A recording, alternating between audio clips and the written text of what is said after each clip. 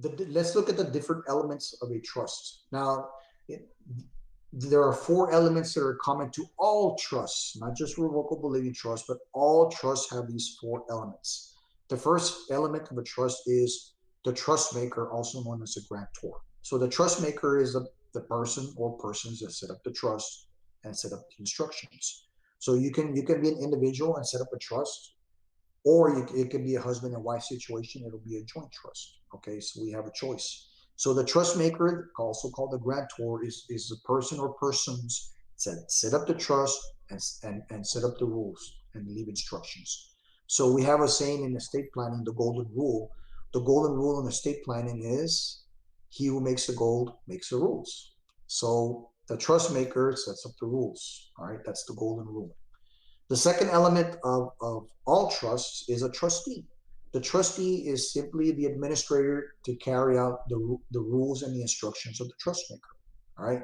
So all trusts must have a trustee. The trustee is basically the administrator to carry out the rules and the instructions of the trust maker. Now, the trustee can be an individual, it could be a bank, it could be an institution. It depends on what the trust maker's preference is.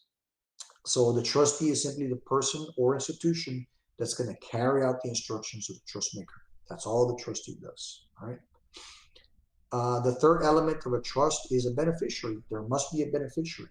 So the beneficiary is the person or institution that receives the benefits and assets of the trust, subject to the rules and instructions of the trust maker. All right.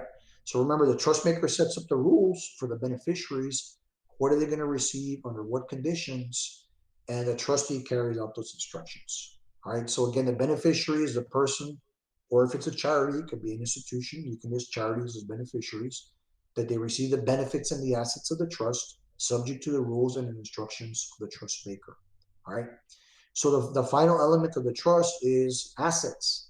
Your trust must have assets. That's called funding the trust. You have to fund the trust with assets, or the trust doesn't work. It's kind of like buying a car, but you don't put gas. Well, in order for the car to run, you got to put gas in the car, right? So putting gas in a trust are the assets. So, for example, if you have assets, if you have investments with Martin Capital there with Mauricio, we would coordinate with him to change title to those investment accounts into the trust. That's called funding the trust. So if the trust doesn't have assets, the car's not going to go anywhere. There's no gas. And I've seen clients come to my office over the years. They come in with this folder. Here it is. They put it on my desk. I had this wonderful trust that I did 5 years ago. I want to update it.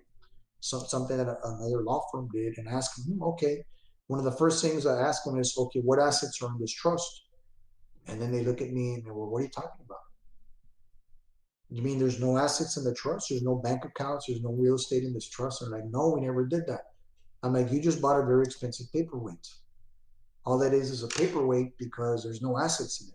So again, you got to fund the trust and put assets in order for it to work. And that's something that we do for our clients. When our clients hire our law firm to do an estate plan or a trust, we always include 1 year of service as part of the fee agreement.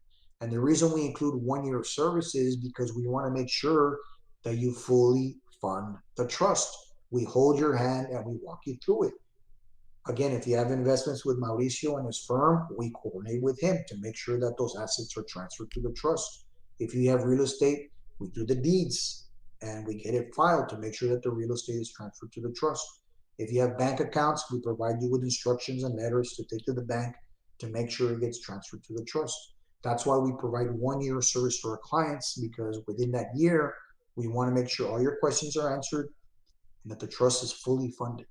All right.